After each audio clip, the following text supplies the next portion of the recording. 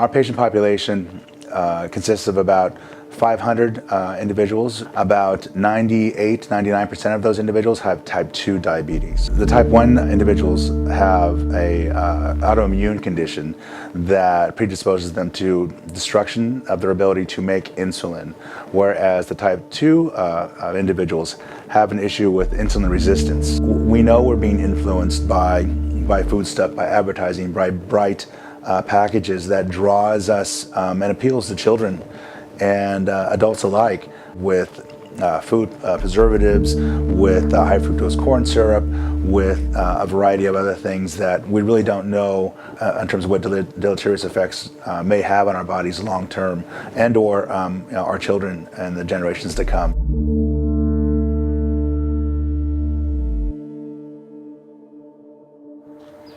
Elka, my name is Richard Litton.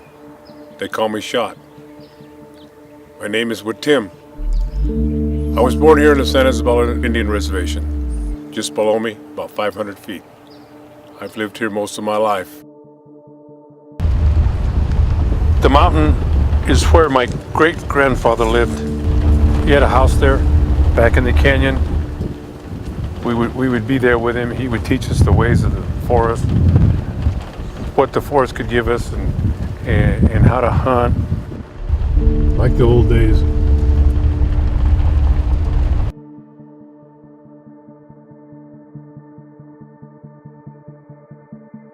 I thought that this would be a good venue to be able to get into the minds of each other and kind of pick the minds and see how things work. Because I thought if we had, me and then James, who I knew was a diabetic and who I know also had struggles just like I did, if we could talk about how we have coped with it.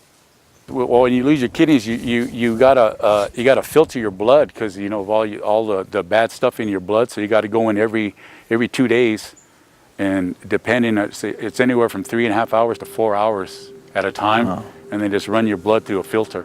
I went through a lot of dialysis with relatives, and they're all gone. They all passed while I was going to dialysis with them, and it's like, man, am I next? That's what I used to think, am I next? Because I've seen all my, relatives. I've seen Chuki in there.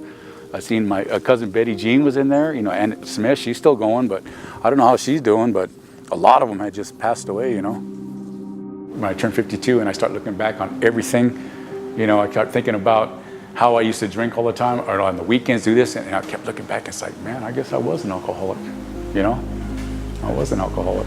On my birthday, I quit drinking. I go, this is the last time I'm cold turkey tomorrow. I went 2 months without drinking, and that's when I lost my kidneys. It was too late. I'm the one that is the example. I'm a good example of what not to do when you have diabetes. I've been there. I've had it. I lost my kidneys. If you got it, you need to take care of it. You can't just let it go or take it for granted like I did. Earlier on in dialysis just took a toll on me, and I went for 1 year, which was 1 year too long. But there was a time when I wanted to quit dialysis. I just want to say hell with it, because it was just taking a big toll on my body. I couldn't handle it. And then my nephrologist came in and one day, and I told him that, and he had a long talk with me.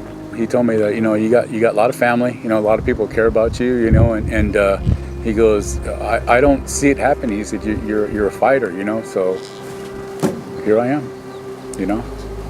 And I tell people now, I said, watch out. I said, anything's possible. I said, look at me.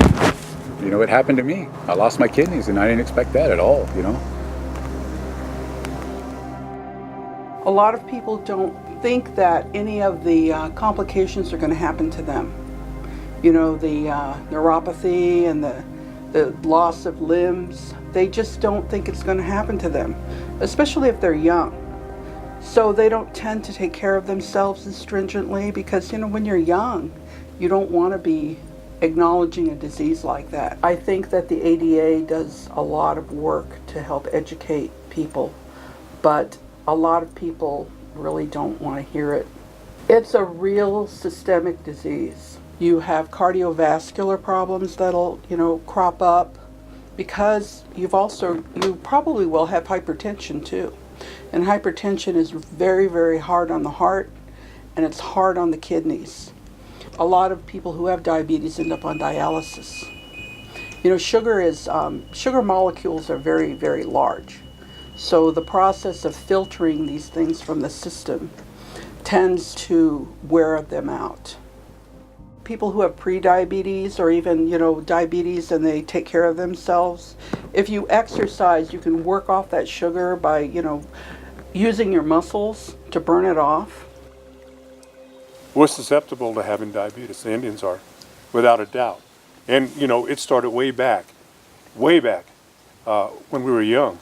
We could probably stop that if it was the parents take a keen advancement towards being able to do that. Peer pressure for the kids is huge, you know. Everybody's eating hot Cheetos. Everybody's eating the tacos, the burritos and stuff. My name is Bradley Wachenio. I guess I don't really have a title. It's all volunteer work, you know, so I just, you know, I'm the coach, I guess. I teach Brazilian Jiu-Jitsu. I teach a kids program. My brother's a personal trainer, and I'll teach him, you know, martial arts, Brazilian Jiu-Jitsu, and he teaches like the basics in health and fitness, takes him on runs, you know. My brother, when we were younger, I was really overweight, you know, I was really big, and he was, you know, a real skinny guy. And when I got into middle school, my brother was just getting into high school, and he told my dad he wanted to be a personal trainer, you know.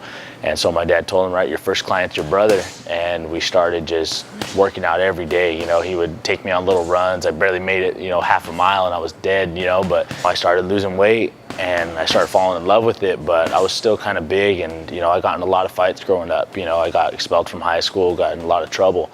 My brother, you know, he's real straightforward, all about school and sports, and he told me, you're going to this MMA gym to try it out, you know. So we went, and I fell in love and just changed my whole mindset on the world, you know. It just like calmed me down, and yeah, so I swear by the martial arts. You know, I came here and I haven't left since. It's been about 8 years now. There's a lot of kids in my program that are overweight, you know, and I show them constantly the pictures of me when I was younger, you know, show them like, this is where I was, you know, don't think you can't do it.